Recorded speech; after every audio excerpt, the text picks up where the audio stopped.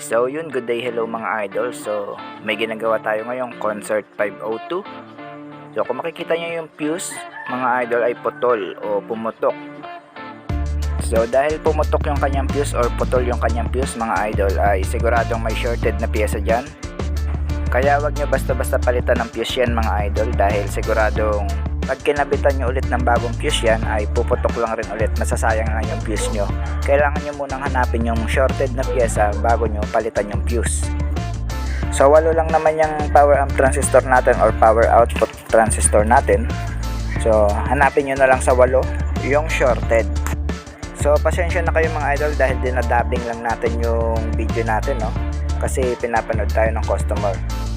So sa part na to mga idol, kinalas ko na yung ating main amp at nililinisan ko na rin para maganda pag troubleshoot natin mamaya. So dito mga idol, ni-resistance check natin yung mga power amp transistor natin para makita natin kung saan part yung may shorted para mabunot natin agad.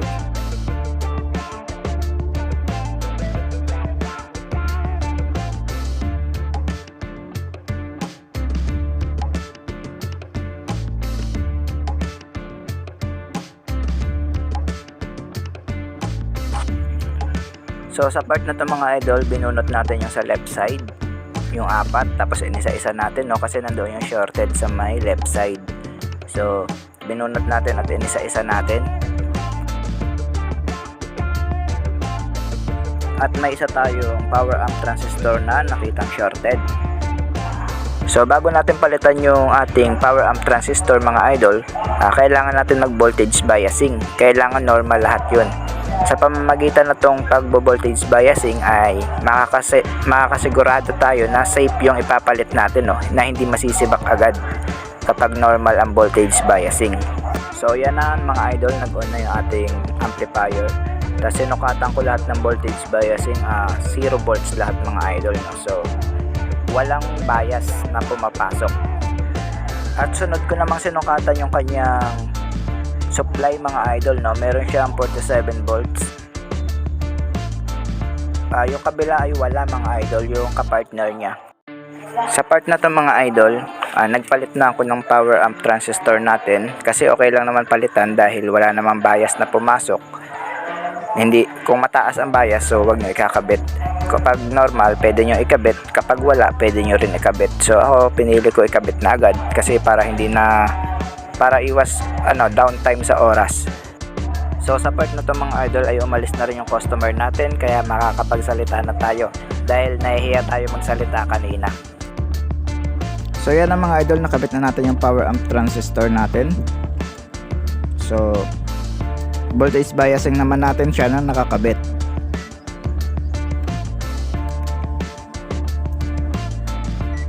Kasi kanina wala tong bias. Tapos ayun pala, yung fuse ay hindi nakakontak sa kanyang terminal. So hininang ko na lang. Mamaya papakita ko. So ngayon, lumabas na yung voltage bias. So ngayon, kinabit na natin yung kasi normal na yung voltage biasing niya. Kinabit na natin yung power amp transistor. Then ngayon, voltage check ulit natin. Susukatan ulit natin kung normal pa rin habang nakakabit. So isaksak natin mga idol.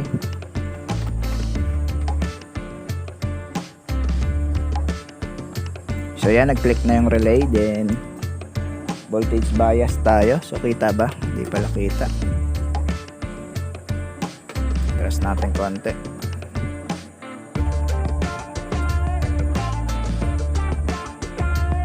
So yan, meron siyang 0.3. So good. Kabila. So meron din 0.3. Kabila naman 0.3 rin. Okay naman, no?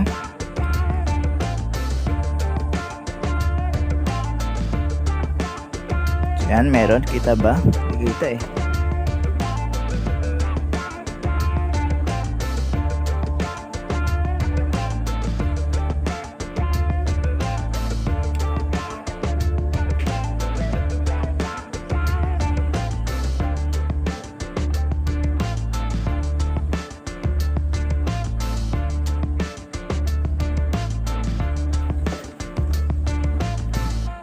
So okay na yung kanyang voltage bias mga idol, no? Voltage biasing na tinatawag. Normal naman, so hindi na masisibak yung ating power amp transistor or power output. So ngayon susukatan naman natin kung may DC out, no? So sa tingin ko okay na siya mga idol. Check naman natin sa speaker mismo kung may DC out.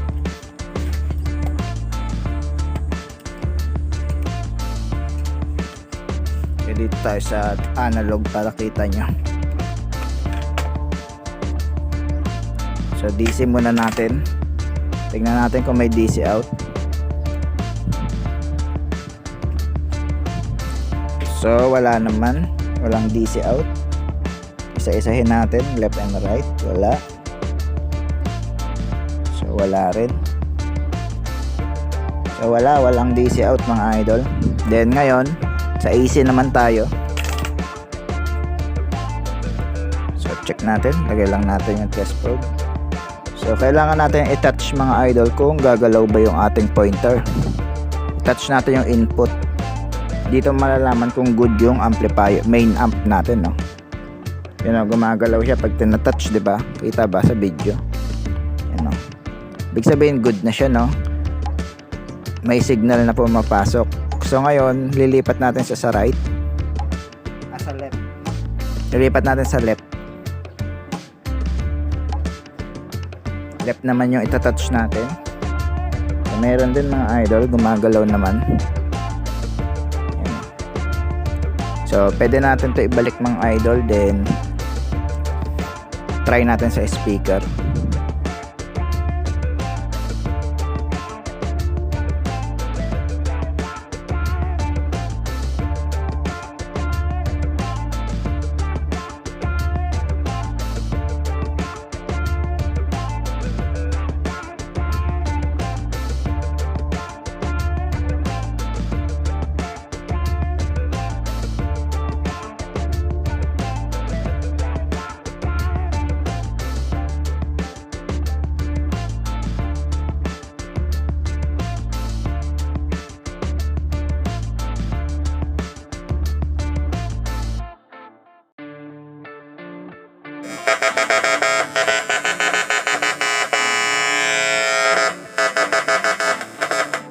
Check natin yung right mga idol, yung right naman.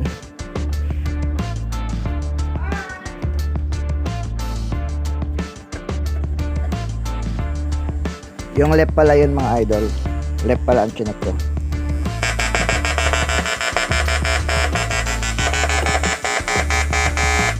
So okay na mga idol. So lagyan natin ng sound. Hinaan lang natin yung volume.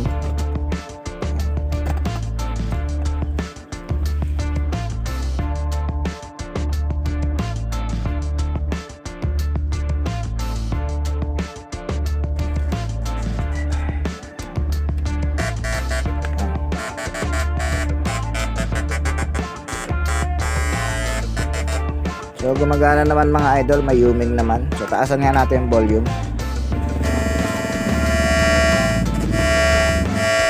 So good mga idol, no. So pag may sound na yan, normal na yan. So lagyan natin ng sound. So yan mga idol, putol-putulin lang natin yung sound, baka maka-copyright.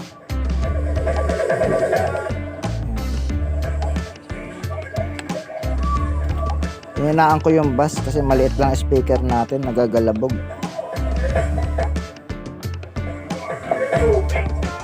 So lipat naman natin siya sa right mga idol.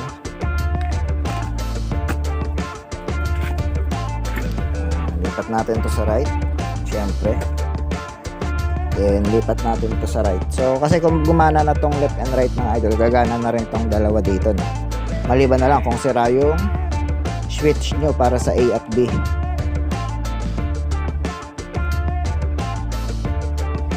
Pero ayos naman yan lahat mga idol.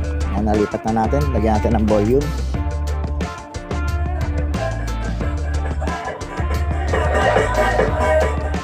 So patay-patayin natin mga idol na baka maka-copyright yung sound kasi amplifier to eh.